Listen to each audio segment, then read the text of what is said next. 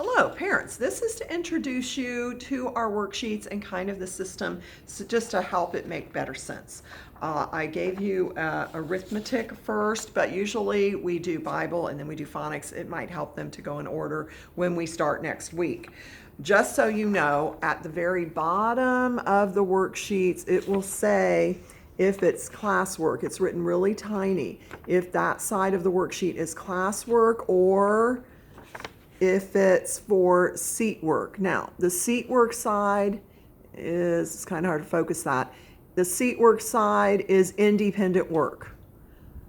But the classwork side is what I'm going to be helping them with when I give you a video. So some of the things they won't be able to complete without listening to me.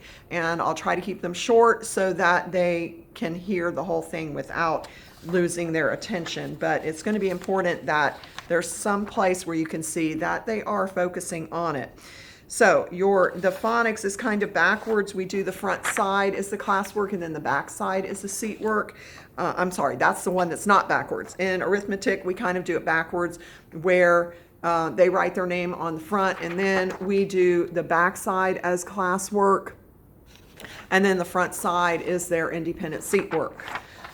And also in arithmetic, we do have a speed drill that they keep in their seat work folder. So they should have this paper with the windmill, but they only do one of the squares at a time. The lessons might not always match up because sometimes we're not exactly where they are, where we are in the lessons in this. So today, I believe the one that they're supposed to do is the little one, the little polar bears, number 2. So they're gonna do it in 1 minute.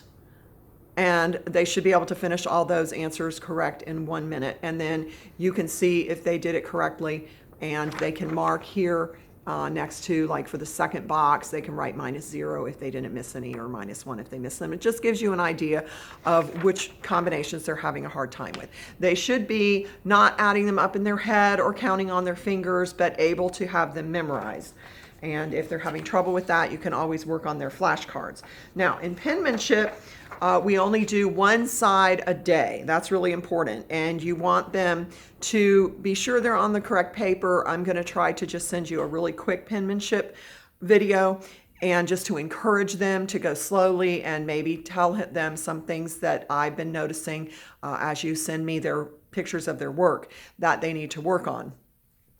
If you want to make sure that they start penmanship without their hand being really tired. So I try to make it at a time after a break where they haven't been writing for a long time. So the page that we're doing today looks like this. The page that they finished the one yesterday at school, so they don't even have it because I didn't even send that one home because it was done on both sides. So today they're going to do this side. We have already finished, and that is page number 45. We have already finished learning just yesterday all of the capital letters. I know they learn them in first grade, but we go through all of the letters reviewing them. So that's a good thing that they have all been reviewed for the year, lowercase and capital. But today they're going to especially work on W, capital and lowercase, capital X and lowercase x, and capital Y and lowercase y, and capital Z and lowercase z. And when they copy their sentences, they should trace a word and then write it down below, trying to make it the exact same size and slant as the word up there. Where a lot of us are really having trouble with the slant. We don't want to slant too much or not at all. A lot of us are not slanting certain letters at all. So we want to really work on that slant and not going out of the line. So to keep them from rushing, we do not want rushing in penmanship. I want them working hard. They know the proper grip. I will demonstrate that on the penmanship or writing video I send. The proper grip is really, really going to help them. It's really important. Even if they didn't do it that way in first grade, I've been stressing it and having them do it in second grade. Some of them sneak and don't do it correctly during their seat work, and then that makes it harder for them to ever learn it. So what I want you to try to do is use a timer. Now, this is not a race against the timer to finish it before the timer rings. It's actually the opposite. I set a timer that doesn't tick in the classroom. It depends on the paper. Today, I would give it 15 minutes. Now, some students, it may take them 20, but that's all right. What I'm saying is they are not allowed to finish early. So this slows them down because if they finish early, they have to just sit there and proofread that paper, looking over it and finding their mistakes or any letters that aren't slanted enough or that went out of the lines and doing them over again. This is really important to teach them not to rush. If they think that they're going to get to go play or have a break or a snack or even do their seat work, they will rush to get it done. So it's really important that they know that they're not going to get up from that table until that bell rings. And that if it's not done, then you can add 5 more minutes to the timer. That's all right. They don't have to have it finished in that 15-minute time slot. They can go to 20 minutes. I mean, it shouldn't take them 30 minutes either.